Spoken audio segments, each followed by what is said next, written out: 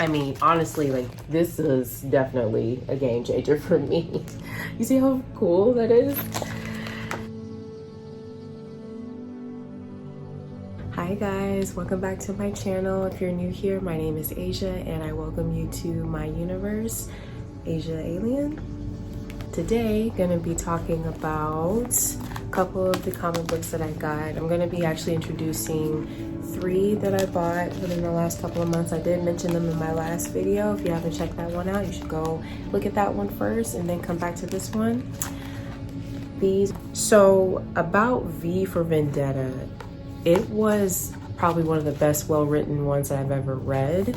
I would say this was a lot better in a comic book than in the movie. A lot of people say that the books are always better than the movie. So they said that about Lord of the Rings, Harry Potter, Hunger Games, any major movie series that was a book prior. A lot of people say that they enjoyed the books more because the books, of course, give you more detail, obviously, that you can't visually sometimes have time to put on screen. With V for Vendetta, this was actually a lot more darker and sinister and a lot more poetic. To be honest with you, I actually really enjoyed this one a lot. I know I kind of showed you guys like the artistic style that they went with, so it almost looks like as though you are reading something out of like a older comic book from the 50s or so. So it's very older, older artist style, I would say.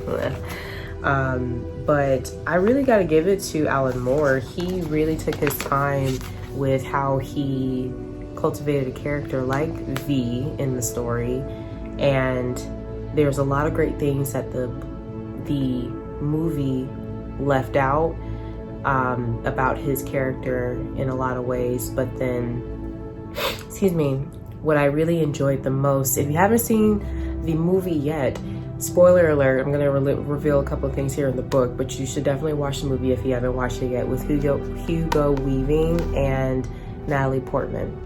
Gotta watch it. Came out years ago. But in the book, Natalie Portman's character, Evie, she ends up, after V passes and he dies, she ends up taking on his position as V, and the cycle kind of continues, actually. So it's really cool because she is basically left in the movie. They make it seem as though V's gift to Evie was the gift of him blowing up Parliament and basically dismantling an entire system of oppression by the government in the movie. And it was his gift to her, and she also represented the people. But in here, she still represents the same thing, but she actually is bequeathed upon having his entire home, which is the Shadow Gallery. So he leaves her that. He leaves her pretty much all of the things and all of the tools that she needs to continue on the legacy. He doesn't explicitly say that, but he implicitly says it and does it. And you read it with all the context clues as you keep going. You're like, oh my God, like what's gonna happen? And once she pretty much makes a decision to accept this gift and take on this task, it is very mind-blowing because you're like, wow, I didn't even see this coming. Because in the film, even though she becomes stronger and she overcomes like a lot of fears, you didn't think that she would take on this task at all. And mind you, in the book, she's a lot younger than how they portrayed her in the film. So it's actually very, very mind-blowing in my opinion. I actually really enjoyed the twist. And in my head, me being a filmmaker, in my head, I was thinking of so many great ways that this could be revived into a television series. The same way that they did Watchmen for, what was that, HBO, if I'm not mistaken. I would love to see this turn into some sort of series as well, because if they go straight off the comic book, from the comic book, I should say, there can be a lot of great things that they take and incorporate, thematic elements, and just visually, I think it would be fantastic as a series, and incorporating a lot of elements that can be reflective of society now. Honestly, it's really reflective of a lot of things that we're still dealing with in this present day. So 10 out of 10, highly recommended. Love, love, love this one so much. I mean, I knew when I got it, I was like, I'm gonna read this first, because V for Vendetta is probably one of my favorite films of all time. So who knows, maybe one day I'll be the one that is handling the project. So you never know. Creative manifestation, always speaking into existence. Next piece, gonna be actually talking about, I'm so excited to reveal these two, well, three. The Predator / Alien series that I picked up. I introduced this one in my last video, and I didn't show it to you guys, but these are what they look like. And yo, it is insane. I have only finished 2 out of the 3. I think I have actually, hold on. I'm wondering, because it goes, this is the first one, and then this is the second one with the, so you have like the Predators, and then you have the Engineers, and then you have the actual Xenomorphs in number 3. What's honestly very cool is that if everyone remembers the first Predator movie, or actually let's take it further back. Let's go to the first Alien movie that came out in 1978, 1976, if I'm not mistaken. That was the introduction. Ridley Scott brought about this new wave of sci-fi horror that was never done before, and just completely changed the entire game for sci-fi, completely. Then introduced the Predator in 1986, I think, with Arnold Schwarzenegger starring, and a team of Marine Corps members, guys, and like that troop or whatever. They go into the jungle, and his entire team is wiped out by one Predator, one of these guys. So what they did, which is what I actually really liked, is the people who wrote it, Dan Abnett and Brian Albert Thies, they incorporated all of the movies from Aliens all the way 1 to 2. So yeah, Alien and Alien, excuse me. And then they incorporated Predator, elements from the first Predator. And then they also incorporated Ridley Scott's recent one, Prometheus, with the Engineers. So in twisting it into their own little story, so you have a lot of different elements working together. And the first one was really good. I mean, honestly, like, this is definitely a game changer for me. You see how cool that is?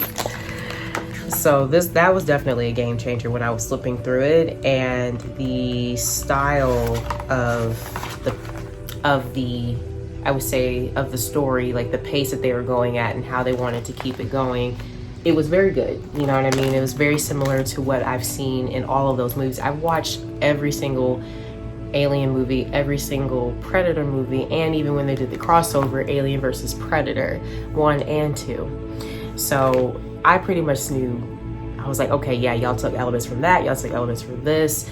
But it was a nice mesh though. It wasn't like a hot mess, but it was still good because there were still original things that they brought to it. And number 2, the number 2 book, when they introduced the Engineers, I mean, that was pretty cool as well. Very graphic too, I will admit. These books are very graphic in terms of what they show, but still awesome. Really cool. I finished, if I'm not mistaken, I feel like this is how long I haven't read my books, and that's horrible, right? That's really bad.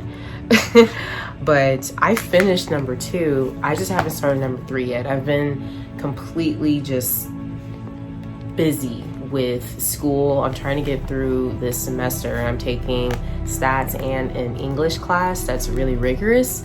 So all of my time, even though it's only 2 classes and I'm part-time, I feel like I'm still full-time because the amount of work, especially for my stats class, is really dense.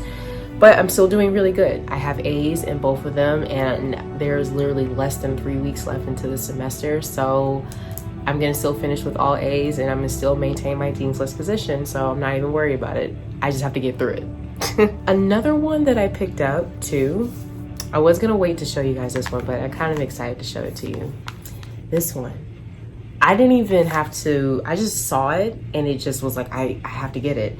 It's called the 27 Run Crush. And what's awesome about it is that you have one, I mean, you got a black girl right there. And that was already, you know, captivating for me. So that's enough for me to pick it up and be like, what's this about? So they took elements of, if you guys have never heard of Pacific Rim, Guillermo del Toro directed the 2013 film. He created it, and I think it is based off a comic book, if I'm not mistaken. What isn't based off a comic book nowadays? But he directed it and brought the film to life, and brought it alive, and it was awesome. The Jaegers are the machines that are fighting against giant kaiju monsters. So this one looks like she is a one pilot, which is really cool because in the film they actually say that 2 pilots have to be able to handle it, but they put in 1 pilot. So she is a black girl and piloting her own Jaeger in a way. I haven't read any of it yet, but I mean, look at that. That is so awesome visually. It just brings me so much joy and excitement to see us on a different level like this and be able to be awesome in our own way when it comes to sci-fi fantasy. So I'm excited to read this one. I'll definitely review and let you guys know how this one is. But I just wanted to check in with you guys and show you all the great things that I'm reading, let you know that I'm still here doing my thing with school and still making sure I have time to have my comic book side, you know, my nerd side, be able to partake in some of these. So once I'm finally done with this one, I will probably move on over into the 27 Crush one, and then probably, I don't know, I honestly think I need to read more. I think my next couple of videos after a while, I may start leaning more into actually reading the Lord of the Rings. So I'm gonna probably either go back into reading Lord of the Rings or trying to read it, or go into the Heir of Fire series that I've been reading by Sarah J. Maas. Heir of Fire is the 3rd book in the series, but Sarah J. Maas is the one that wrote it. So who knows? But thank you guys for watching. Hope you guys enjoyed it. Comment, like, subscribe, tell me what you think. Any other recommendations y'all have for me, please drop them below. Let me know. Tell me what it is I need to read. You know, I'm very open to any type of content, anything that you think I would enjoy. And I hope everyone is staying safe and you all have a great one. Bye.